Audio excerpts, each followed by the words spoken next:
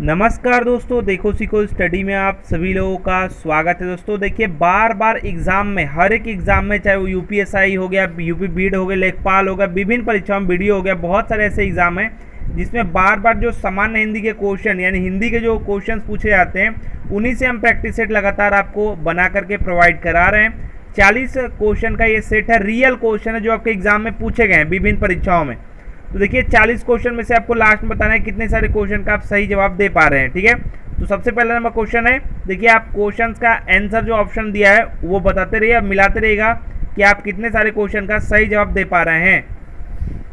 सबसे पहला number question है दोस्तों, जिन स्वरों के उच्चारण में 2 मात्रा का समय लगता है या ह्रस्व से 2 गुना समय लगता है उनको कहते हैं। ये पूछ रहा है कि कुछ ऐसे स्वर होते हैं, ठीक है, उनके उच्चारण में दोस्तों 2 मात्रा का समय लगता है या फिर ह्रस्व से 2 गुना समय लगता है, उनको कहते क्या हैं बताइए। बहुत ही इंपॉर्टेंट क्वेश्चन है, एग्जाम में आ चुका है।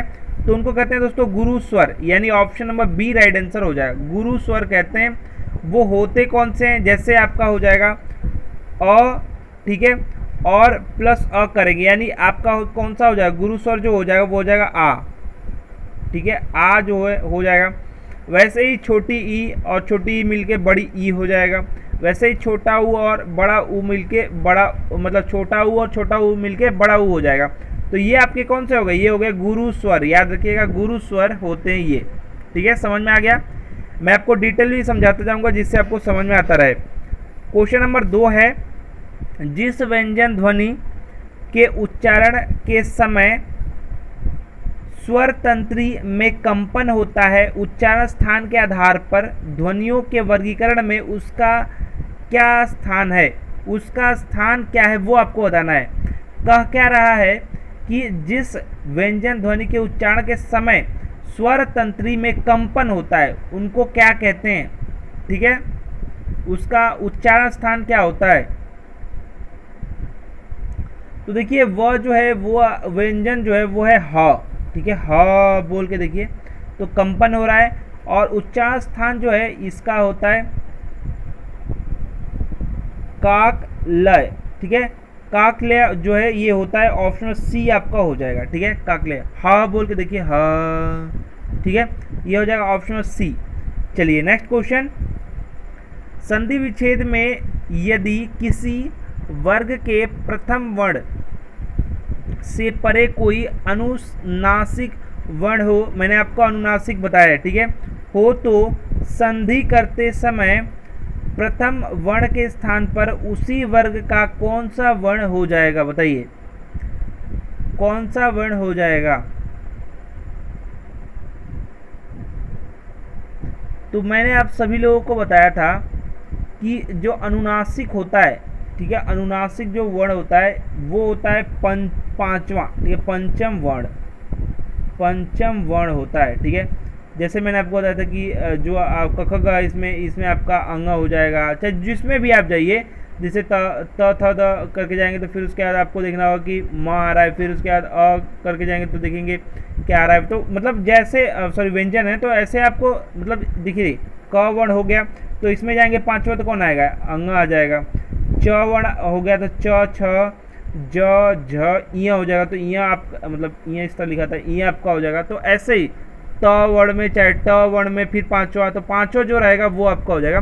तो यहाँ पर क्या बोला है, यहाँ बोला है कि अनुनासिक यानी पांचवा वर्ण आपको बताना है। तो यहाँ पर आपका बताया कौन सा, पंचम वर्ण इसी में बताया है।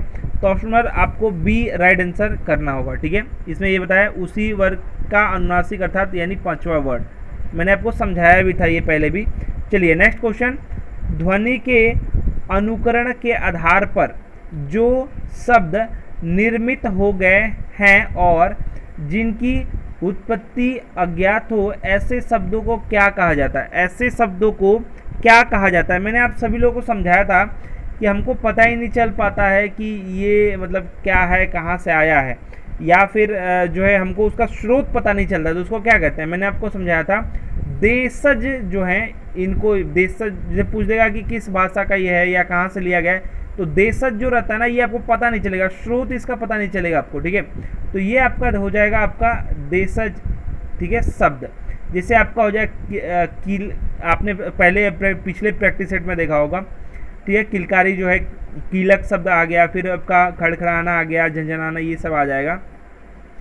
चलिए नेक्स्ट क्वेश्चन देखिए, थोड़ा सा आपको पेशेंस रख करके, मैं जैसे भी आपको पढ़ा रहा हूँ पेशेंस रख करके आपको सुनना होगा, तभी आप सीख पाएंगे। अब सिर्फ मैं एमसीक्यूज करा के चला जाऊँगा तो ऐसे नहीं समझ में आएगा। कुछ चीज़ें मैं जो बता रहा हूँ उनको ध्यान रखेंगे, एग्जाम में उससे भी रिलेटेड क्वेश्चन पूछा जाएगा, या फिर याद आप कर सकते हैं उस तरीके से, ठीक है। क्वेश्चन है नेक्स्ट, उत्पत्ति के आधार पर संज्ञा के कितने भेद होते हैं? संज्ञा के कितने भेद होते हैं अगर उत्पत्ति के आधार पर माने तो बताइए। तो यहाँ पर जो है दोस्तों आपको याद रखना चाहिए, संज्ञा के 3 भेद होते हैं, 3, ठीक है। एक आपका हो जाएगा व्यक्तिवाचक, ठीक है, व्यक्तिवाचक, ठीक है। दूसरा आपका हो जाएगा जातिवाचक, और तीसरा जो है आपका हो जाएगा भाववाचक, ठीक है। व्यक्ति, जाति और भाववाचक, ठीक है, तीनों याद रखिएगा। चलिए नेक्स्ट क्वेश्चन है समानाधिकरण किस अव्यय का भेद है? समानाधिकरण जो है ये किस अव्यय का भेद है, मतलब उसका एक प्रकार है, बताइए। जिन लोगों को याद है बताइए। देखिए यहाँ पर जो है समुच्चय बोधक का होगा, ऑप्शन ए, ठीक है। इसके 2 भेद होते हैं, उसमें से एक जो है समानाधिकरण अव्यय है, ठीक है। नेक्स्ट क्वेश्चन है, तुम प्रतिदिन खेलते हो, उपयुक्त वाक्य में प्रतिदिन कौन सा क्रिया विशेषण है? प्रतिदिन जो है ये कौन सा क्रिया विशेषण आपको बताना है। तो ये आपका हो जाएगा, देखिए प्रतिदिन, ये दिन के बारे में बात कर रहा है, तो यहाँ पर आपका काल के बारे में बात कर रहा है, तो कालवाचक क्रिया विशेषण ऑप्शन सी राइट आंसर हो जाएगा, ठीक है। प्रतिदिन, तो यहाँ पर कालवाचक क्रिया विशेषण पहले ही पकड़ में आ जा रहा है, तो इसमें कुछ बताने की जरूरत नहीं है, गुणों की बात तो कर नहीं रहा है, ये सब बात नहीं कर रहा है। नेक्स्ट क्वेश्चन है, संदेह संशय में संदेह का अर्थ जहाँ मन में कुछ होने की आशंका होना है, वहीं संशय का अर्थ है, मतलब अब आपको बताना, संदेह का जो है अर्थ बता दिया कि जहाँ मन में आपके कुछ आशंका हो रहा है वो आपका है संदेह। तो संशय का अर्थ क्या हो जाएगा वो आपको बताना है। मन में शक की स्थिति, कुछ घटित होने के निश्चय की स्थिति, क्रोध की स्थिति, वास्तविकता के लिए अनिश्चय की स्थिति, बताइए।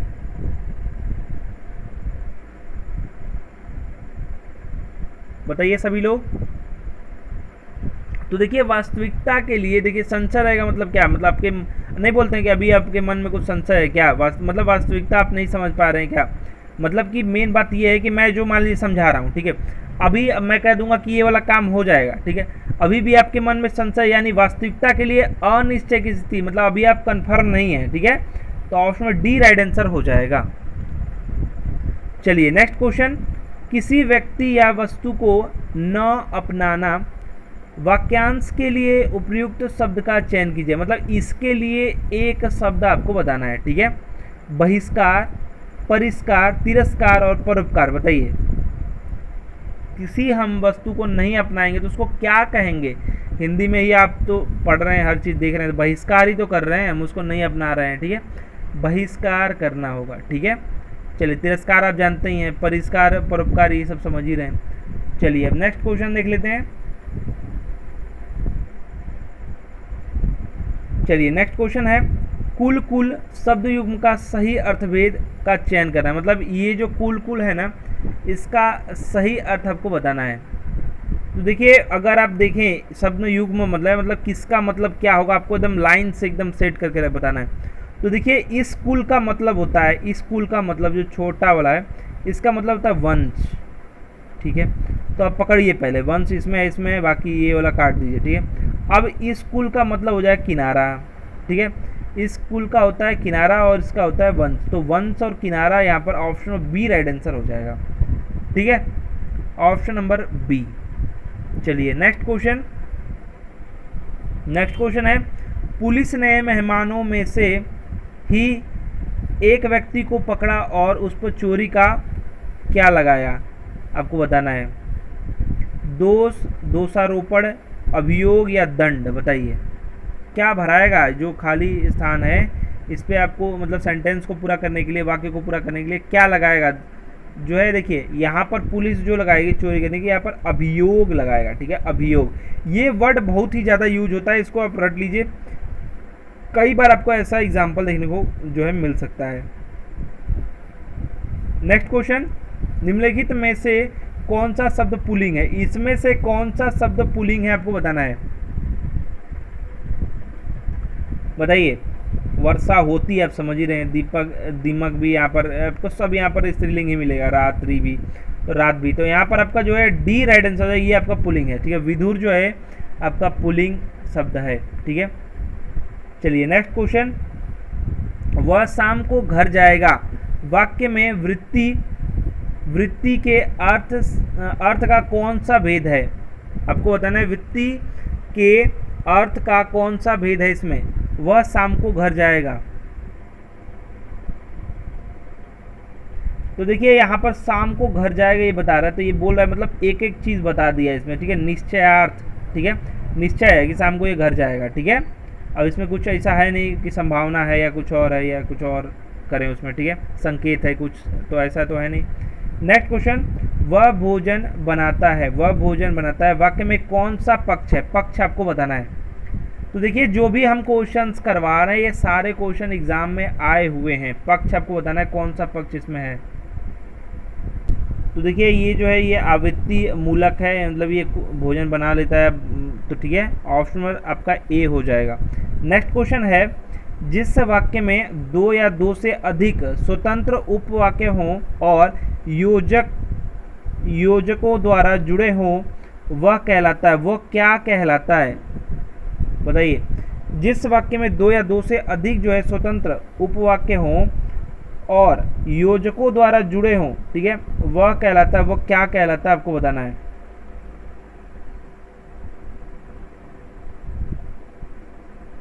वो कहलाता है दोस्तों संयुक्त वाक्य। मैंने आपको बताया था पूरा वो बात आपको पूरा करेगा, ठीक है। तो यहाँ पर जो है ऑप्शन आपका हो जाएगा सी। चलिए नेक्स्ट क्वेश्चन, तुम बड़े चालाक हो, इस वाक्य में कौन सी अशुद्धि है? अशुद्धि आपको यहाँ पर छाट करके बताना है, ठीक है। तुम बड़े चालाक हो, इसमें कौन सी अशुद्धि है? बताइए सभी लोग, बहुत ही आसान सा क्वेश्चन है। तो देखिए यहाँ पर जो अशुद्धि है वो है अव्यय संबंधी अशुद्धि, ठीक है, अव्यय संबंधी जो अशुद्धि है वो, ठीक है। बड़े चालाक को यहाँ पर जो यूज़ किया गया है। चलिए नेक्स्ट क्वेश्चन है, बहुत ही आसान सा क्वेश्चन और ध्यान दीजिएगा। किस वाक्य में संबोधन अव्यय का प्रयोग हुआ है? कौन सा वाक्य है जिसमें जो है संबोधक अव्यय का प्रयोग हुआ है, वो आपको बताना है। तो यहाँ पर क्वेश्चन में है ऑप्शन नंबर ऐसा काम मत करो, ठीक है। नेक्स्ट है मैं पीछे आया था, ठीक है। फिर उसके बाद है मैं यह काम नहीं करूँगा, फिर उसके बाद है मैं काम के पीछे आया था। तो बताइए इसमें अव्यय जो है कौन सा है? संबंध बोधक अव्यय आपको बताना है। तो देखिए यहाँ पर जो है मैं काम के पीछे आया था, ठीक है, समझ रहे हैं, काम के पीछे मतलब काम से अपना पीछे आने का संबंध बताया। तो संबंध बोधक अव्यय जो है यहाँ पर ऑप्शन नंबर डी में प्रयोग हुआ है। चलिए नेक्स्ट क्वेश्चन, माता पिता द्वारा पुत्र को लिखे गए पत्र में माता पिता द्वारा क्या अभिवादन किया जाना चाहिए? मतलब माता पिता क्या लिखेंगे अपने पुत्र को, ये बताना है, ठीक है, समझ रहे हैं। ऐसे ही लैंग्वेज थोड़ा सा प्रयोग करेगा, समझना होगा। तो देखिए माता पिता अपने बच्चों के लिए क्या लिखेंगे? देखिए सादर नमस्कार प्रणाम ये सब तो लिखेंगे नहीं, शुभ आशीर्वाद ही लिखेंगे, ठीक है। अब माता पिता है तो आशीर्वाद ही देंगे, तो ऑप्शन में ए राइट आंसर हो जाएगा। नेक्स्ट क्वेश्चन है शुद्ध वाक्य बताइए, इसमें से शुद्ध वाक्य कौन सा है?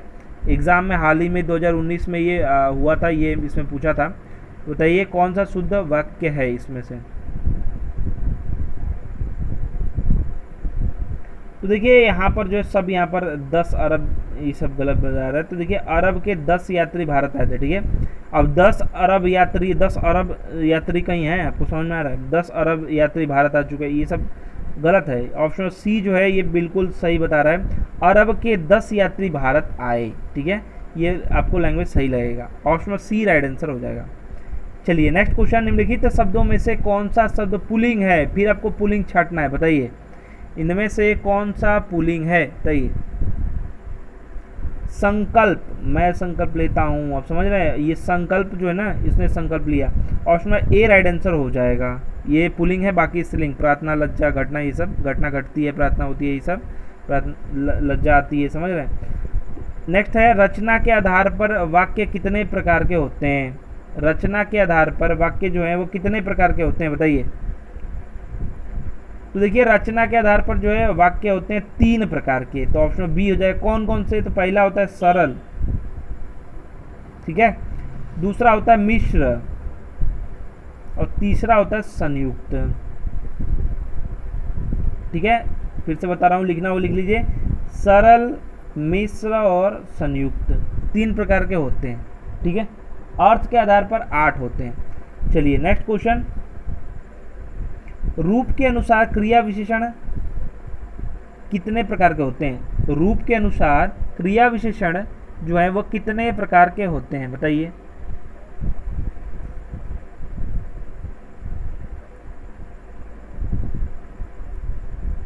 देखिए, क्रिया का विशेषता जो बताएगा ना, वही क्रिया विशेषण है।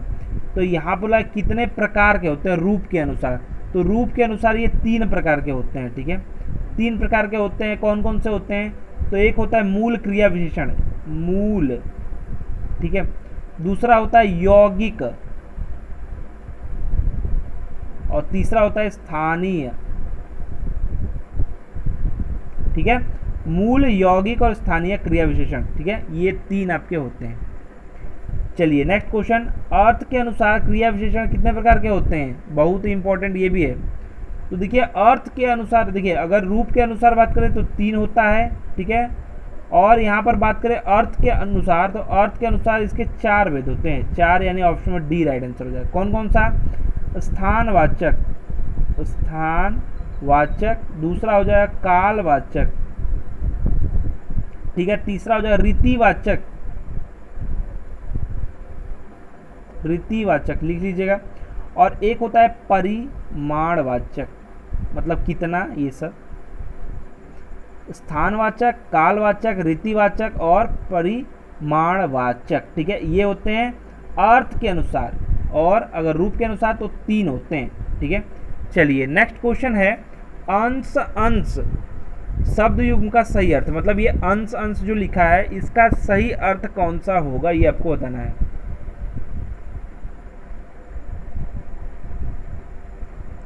तो देखिए, यहाँ पर अंश का अर्थ दोस्तों ये वाला, अगर बड़ा अंश की मतलब बड़ा श जो यूज हुआ है, इसमें बात करते हैं हिस्सा होता है, हिस्सा। तो हिस्सा किस में? पहले हिस्सा आपका ऑप्शन बी में ही है, तो डायरेक्ट आप मान सकते हैं। और इस अंश का अर्थ हो जाए कंधा, ठीक है, कंधा, सॉरी, तो कंधा यहाँ पर इस अंश का हो जाएगा। आप इसी अंश से पता कर सकते हैं किसी का हिस्सा होता है, तो हिस्सा देखिए लगाया है हिस्सा जरूर, लेकिन ये लास्ट में लगा दिया, ठीक है, तो आप ऐसे पकड़ सकते हैं। नेक्स्ट क्वेश्चन, गोदान का लेखक कौन है? गोदान का लेखक कौन है? बताइए। ये तो सबको बता देना चाहिए, देख के आंख मूंद के मार देना चाहिए। गोदान मुंशी प्रेमचंद जी का है, ठीक है, मुंशी प्रेमचंद खाली लिखा है ना, इन्हीं को मारिए, ठीक है।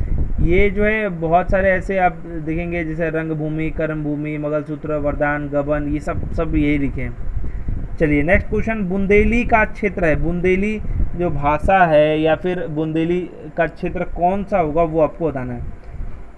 जो बोली जाती है बुंदेली, उसका क्षेत्र कौन सा है? बताइए। आपने सुना होगा, बुंदेलों के मुंह हमने सुनी कहानी थी, खूब लड़ी मर्दानी, वो तो झांसी वाली रानी थी, समझ में आया? बुंदेल राजपूत होते हैं, ठीक है, तो ये हो जाएगा ऑप्शन नंबर बी। तो झांसी कहीं तो ऑप्शन में आपको दिख नहीं रहा है, तो सीधा आंख मूंद करके मारिए, कौन सा भैया? बी, ठीक है, बी राइट आंसर हो जाएगा। चलिए नेक्स्ट क्वेश्चन, निम्न में से कौन सा संकेतवाचक वाक्य है?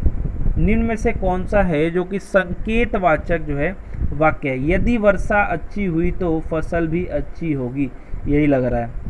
क्या इस बार जो है, ये तो पूछ रहा है, ये तो संकेत दे नहीं रहा। फसल अच्छी हो तो अच्छा है, ये भी ठीक नहीं लग रहा है। वाह क्या अच्छी फसल है, ये तो देख करके बता रहा है। तो यहाँ पर जो आपका ऑप्शन जो सही होना चाहिए मेरे हिसाब से, वो आपका राइट आंसर होगा कि जो है अच्छी वर्षा होने पर, ये देखिए ये बता रहा है संकेत, ठीक है, option number A right answer हो जाएगा। ठीक है, चलिए नेक्स्ट है, हिंदी का प्रथम समाचार पत्र 1826 ईस्वी में कहाँ से प्रकाशित हुआ था, ये बता रहा है, ये भी याद रखिएगा। हिंदी का प्रथम समाचार पत्र जो है 1826 ईस्वी में प्रकाशित हुआ था, ये कहाँ से प्रकाशित हुआ था ये आपको बताना है। तो देखिए वहीं से प्रकाशित हुआ था जहाँ पर जो है पुराना कह सकते हैं राजधानी अंग्रेजों के समय का, मतलब Calcutta. Option number C right answer हो जाएगा। हिंदी में जो है समाचार पत्र का जो नाम है वो है उदंड मार्तंड। ये 1826 में जो है ये प्रकाशित हुआ था, उदंड मार्कंड। ठीक है, चलिए नेक्स्ट क्वेश्चन है, आपका भविष्य उज्जवल हो, अर्थ की दृष्टि से आपको बताना है वाक्य भेद।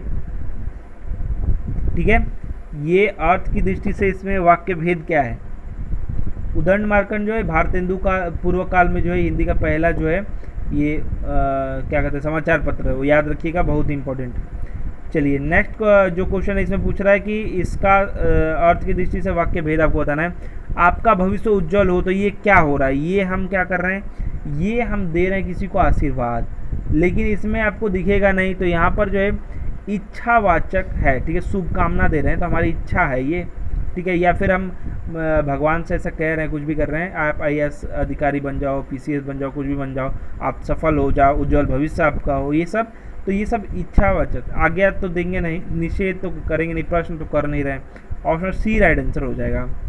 नेक्स्ट क्वेश्चन, निम्न में से कौन सा वाक्य कृतवाच्य है, इसमें से कौन सा वाक्य है जो कि कृतवाच्य है, बताइए।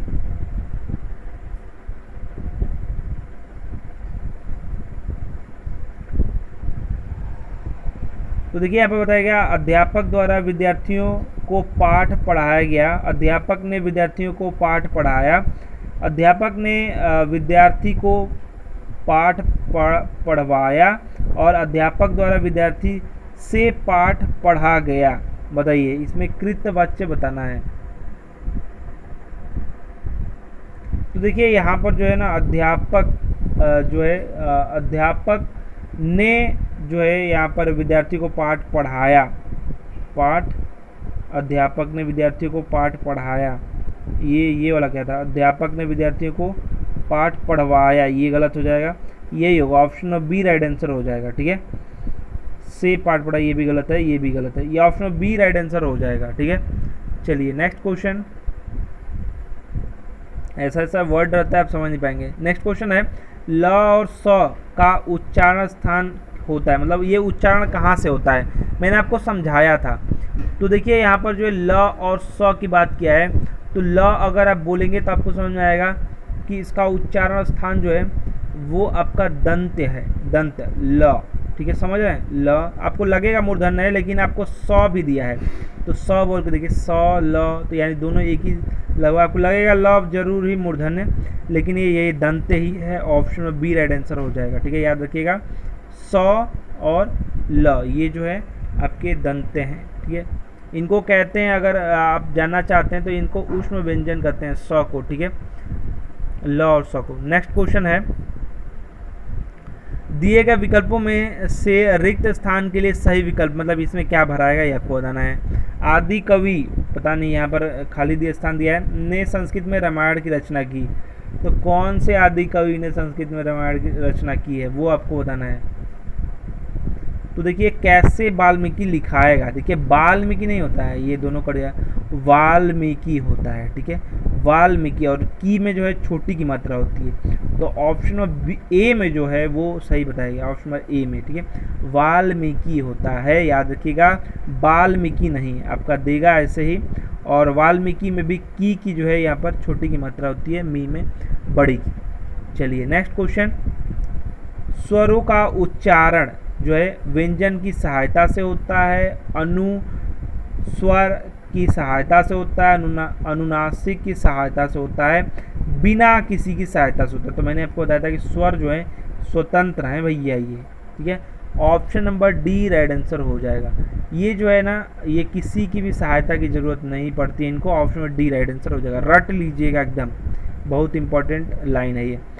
जिस भाषा का अनुवाद किया जा सके उसे क्या कहते हैं, मतलब जिस भाषा का अनुवाद कर रहे हैं, मतलब यहाँ बोला किया जाता है, उसे क्या कहेंगे, सॉरी, उसको क्या कहेंगे, उस भाषा को क्या कहेंगे। तो देखिए हम जहाँ से हम ट्रांसलेट कर रहे हैं तो वो तो स्रोत हुआ ना, तो जिस भाषा का अनुवाद किया जाता है वो स्रोत भाषा होता है। Option number A right answer हो जाएगा। ठीक है, चलिए नेक्स्ट क्वेश्चन, दिए गए विकल्पों में से रिक्त स्थान के लिए उचित मुहावरे का प्रयोग, मतलब यहाँ पर आपको रिक्त स्थान ऐसा बनाना है जिसमें मुहावरा जो है सेट करें तो सेंटेंस पूरा हो जाए। पुलिस को देखकर चोर हो गए, क्या हो गए, 9 2 11 हो गए। अंगूठा दिखाना, अंधे की लकड़ी, ये सब आपको पता चल रहा है। तो चोर जो है भाग जाएंगे, क्या हो जाएंगे, 9 2 11 हो जाएंगे। तो ये आँख मूंद के लगाना है ए। ठीक है, option number A. Next question, निम्नलिखित शब्दों में से कौन सा शब्द सूर्य का परवाची नहीं है। देखिए एक और चीज़ मैं बता दे रहा हूँ, कई बार क्या होता है ना, ऐसे लिखा रहेगा परवाची, लास्ट में यहाँ पर नहीं है लिख देगा, तो जल्दी से देख करके बच्चे दिवाकर, प्रभाकर, भास्कर पे ऐसे मार देते हैं। ठीक है, तो नहीं है वाला थोड़ा पढ़ेंगे। कई पेपर में क्या हुआ, लास्ट में नहीं है पूछ रहा है लगातार, है नहीं, खाली नहीं है, तो आप ऐसे याद रहेगा तभी तो आप समझ पाएंगे कि कह रहा है। ठीक है, तो यहाँ पर जो आपका राइट आंसर हो जाएगा वो हो जाएगा आपका जो है ऑप्शन नंबर क्या है, सी। ठीक है, ये जो सुधाकर होता है ना, ये नहीं है, प्रभाकर, दिवाकर और भास्कर, दिनकर, दिवाकर, ये सब जो है सूर्य के परवाची हैं। सुधाकर जो है ये चंद्रमा का परवाची है, या मयंक अभी आ जाता है। दिए गए विकल्पों में से आपको अमृत का विलोम बताना है। अमृत का विलोम क्या होगा बताइए, अमृत का विलोम क्या होगा, आप तो आंख मूंद के बता देना चाहिए अमृत का विलोम क्या होता है। विष होता है। ठीक है, जहर।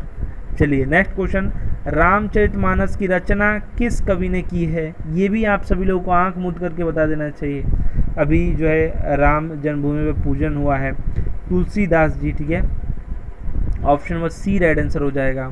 नेक्स्ट क्वेश्चन है, माता पिता दोनों प्रसन्न थे, इस वाक्य में माता पिता के मध्य कौन सा जो है विराम चिन्ह लगेगा। माता पिता के जो है बीच में कौन सा हम विराम चिन्ह लगाएंगे। माता पिता दोनों प्रसन्न थे, तो आपको लगाना है माता पिता के मध्य। तो देखिए मध्य में ना विराम चिन्ह जो है वो विराम चिन्ह नहीं लिखना चाहिए, सिर्फ चिन्ह लिखना चाहिए था।